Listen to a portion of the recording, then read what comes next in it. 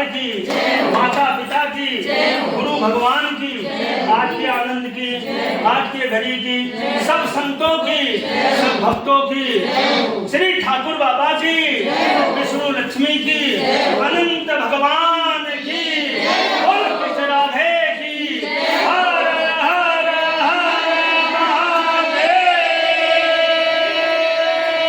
ओम नमो पार्वती पते। हर हर हर ईश्वर महादेव। आवाहनं न जानामि न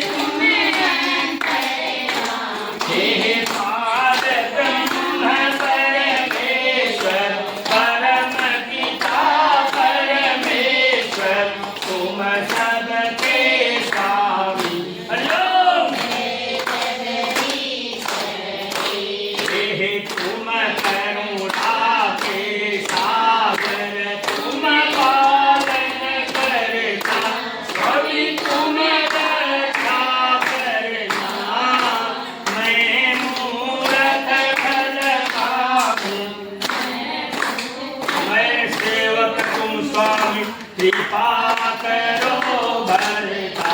हरिओम आहा तुम हो एक गोचर सबके पारपति, स्वामी सबके आधारपति, इस विद मिलहु दयामय, आहा तुमको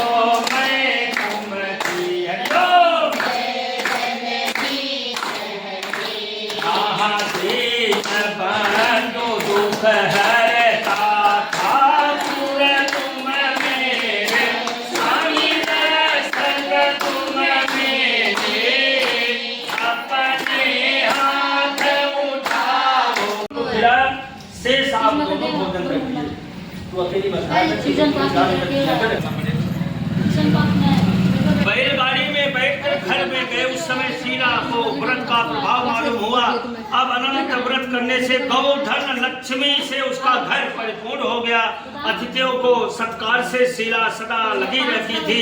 माणिक स्वर मोतियों के हारों से सुसज्जित हो गई। देवताओं की स्त्रियां के समान धन पुत्र से युक्त सावित्री के समान प्रतिव्रता हो गई। देवताओं की स्त्रियों के समान धन पुत्र आदि युक्त सावित्री के समान। इस कथा को जो भी सुनता है सुनाता है उस परमात्मा अनंत चतुर्दशी अनंत भगवान की बहुत बड़ी कृपा होती है।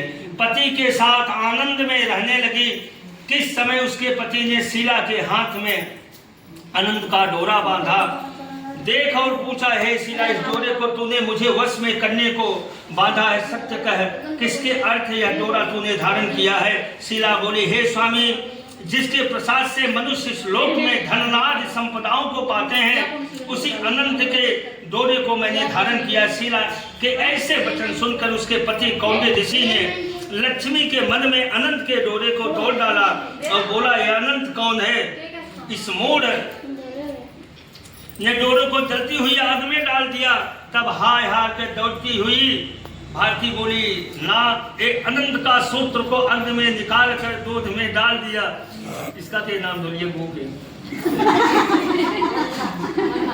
बाला चलो, इन कर्मों के, अब इसका भी नाम ले लो नहीं दुखी रहेगी। इन कर्मों के फल में कौंडिन्य के सब ऐश्वर्य नष्ट हो गए। चोर उसकी गौ को चुरा ले गया, आग से उसका घर जल गया, और जो पदार्थ जिस प्रकार से आया उसी प्रकार से चला गया।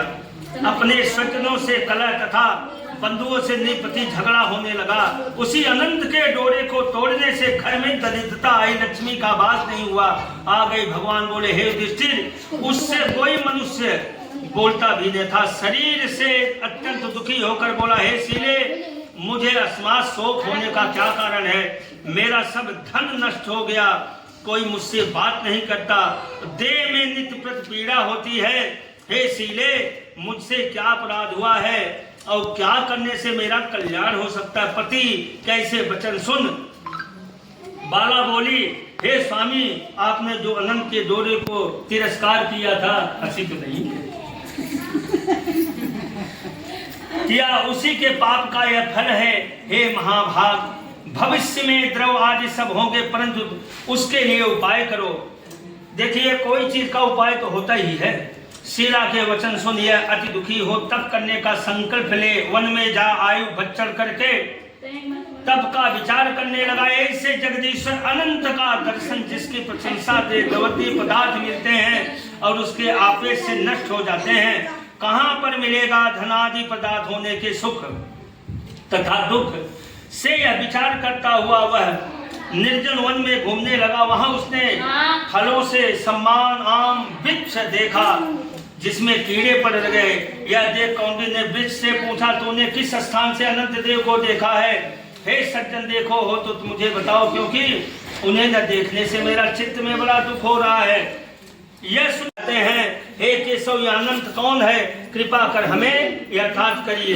देखभाल है सती से तो बाद में पढ़ दूंगा। श्री कृष्ण बोले, हे युधिष्ठिर, अनंत रूप मेरा ही है। सूर्य आदि ग्रह या आत्मा कहे जाने, पल विपुल दिन रात पक्ष मास ऋतु वर्ष युग, यह सब काल कहे जाते हैं।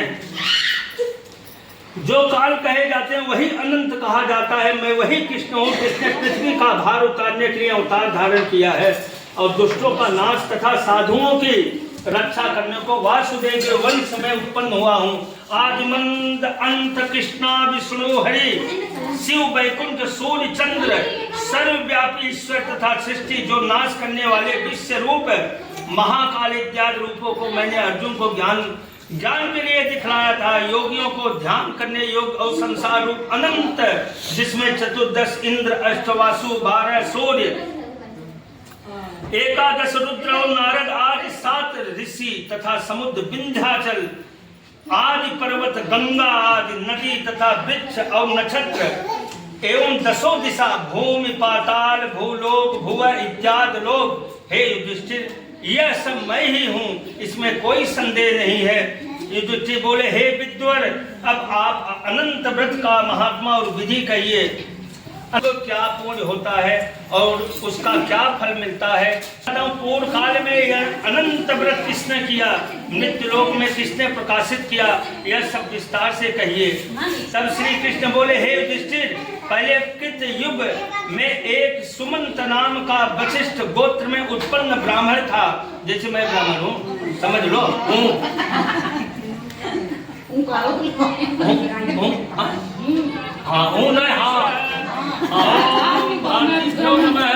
सारी चीज मांग मांग काम कर रही है। देखने झूठी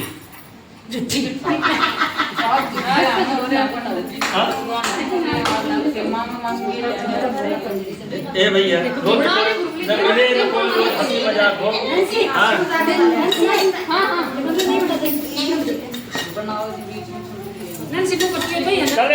सुना, व्रत वाले दिन सूर्योदय से पहले ब्रह्मा मुहूर्त में उठकर अपने नित्य क्रम से निमित्त होए तथा फिर विद्वान आचार्य को बुलाकर भगवान का एकाचित से पूजन करना चाहिए। श्रद्धा पूर्वक पंचामृत से स्नान कराइए कृष्ण राधे को। ओम भगवान को नैवेद्य अर्पण करे तथा समस्त पूजन की सामग्रियों से यथाविधि पूजन करे। बाद में भगवान का प्रसाद बंधु बांधव तथा कथा श्रवण करने वाले को दे, फिर प्रसाद पावे। व्रत के दिन जागरण करना अनिवार्य है। इस प्रकार नियम पूर्वक व्रत कथा पूजन करने से सर्व सुख आरोग्य समृद्धि वंश वृद्धि धन धान संतान वैभव तथा विजयी की प्राप्ति होती, अनंत में चामुज्य मोक्ष की प्राप्ति होती है। बोल श्री हरि विष्णु भगवान की, लक्ष्मी मात की, अनंत भगवान की, ओम कृष्ण राधे की, कृष्ण वासुदेव की, बांके बिहारी की। सब हाथ में चावल वो सब अपने अपने लोटा में डालते जाना। श्री सूत जी बोले, नैमिषारण्य में पूर्व समय में गंगा तट पर महाराज युधिष्ठिर ने जरासंध के वध के लिए राजसूय यज्ञ किया। राजा युधिष्ठिर ने श्री कृष्ण भीमसेन और अर्जुन के साथ यज्ञशाला में जो अनेकों प्रकार के रत्नों से सुशोभित मोती के समान कांति वाली इंद्र सभा के सदस्य शोभयान हो रही थी, उसमें यज्ञ के निमित्त सभी राजाओं को बुलाया। उसी समय गंगधारी का पुत्र दुर्योधन उस यज्ञशाला में आया। दुर्योधन वहां सूखे आंगन को जल में भरा देख वस्त्रों को उठाकर धीरे धीरे चला। उसे देख द्रौपदी आदि स्त्रियां हंसी और आगे जल के स्थान को सूखा समझकर दुर्योधन को चलते हुए जल में गिरा। उस समय संपूर्ण तपस्वी राजा और द्रौपदी आदि स्त्रियां ने दुर्योधन का उपहास किया। थोड़ी थोड़ी डाल दिया करो जब पन्ना पलटो तो। कौन थी द्रौपदी बता दे। तो तू द्रौपदी आगे, हाँ बताओ। जिसके पूजा हो रहे द्रौपदी के पीछे बैठी थी, बताओ क्या। यह देख दुर्योधन अत्यंत क्रोधित हो अपने मामा के साथ हस्तिनापुर को चला गया। उस समय शत्रुओं ने दुर्योधन से मधुर वचन कहा, हे पुत्र, आप अपने क्रोध को अपने कार्य के लिए छोड़ दे, क्योंकि जुआ खेलने से आप सारे राज्य को पा सकते हैं। हे राजन, यज्ञ मंडप को चलने के लिए उठिए। ऐसा ही हो कर दुर्योधन यज्ञ मंडप में आए। इतने में सभी राजा यज्ञ समाप्त कर अपने अपने देश को चले गए। उसके पश्चात युवराज दुर्योधन ने हस्तिनापुर में आकर युधिष्ठिर, भीम, अर्जुन आदि पांडु पुत्रों को बुलाकर जुआ खेलना आरंभ किया।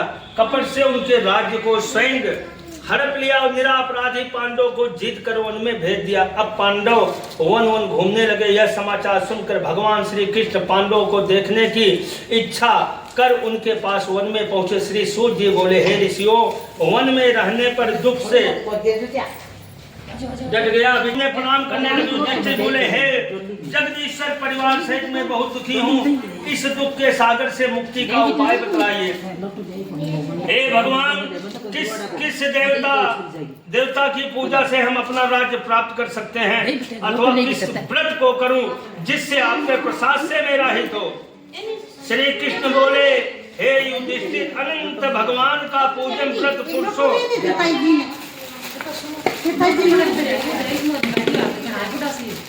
तथा स्त्रियों को करना चाहिए। सभी मनोरथों को पूर्ण होने से सब पाप नाश हो जाते। तब युधिष्ठिर बोले, हे श्री कृष्ण जी, आपके कहे हुए अनंत क्या शेष देख लो परासी वाले कितने सियानी है यार।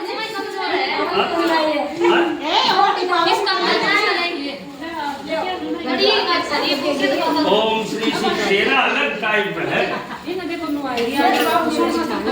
सोना गंगा जल मिला दिए। ओए छोटी तू नाल बांध सकता, वीडियो बना, मेरा वीडियो देख लेना। ले सबको बांध।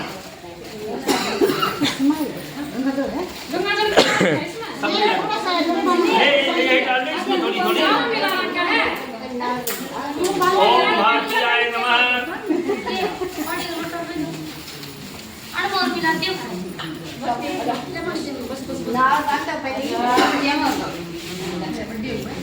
दो तीन छोड़िए, उतार दे छोरी के, बांधे नाल सबके, उतरे बांध सबके।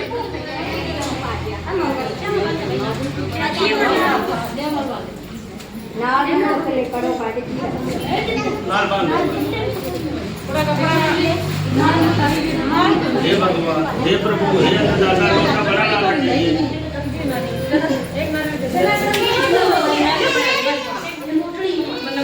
ओम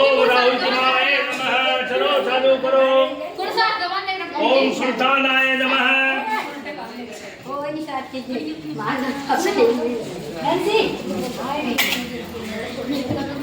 देखो और कोई डाले बस इतना तो काफी हो गया। गले में लगा के यार सुमक मम्मी से कौन किताब है? निचली गए पक्का तेरे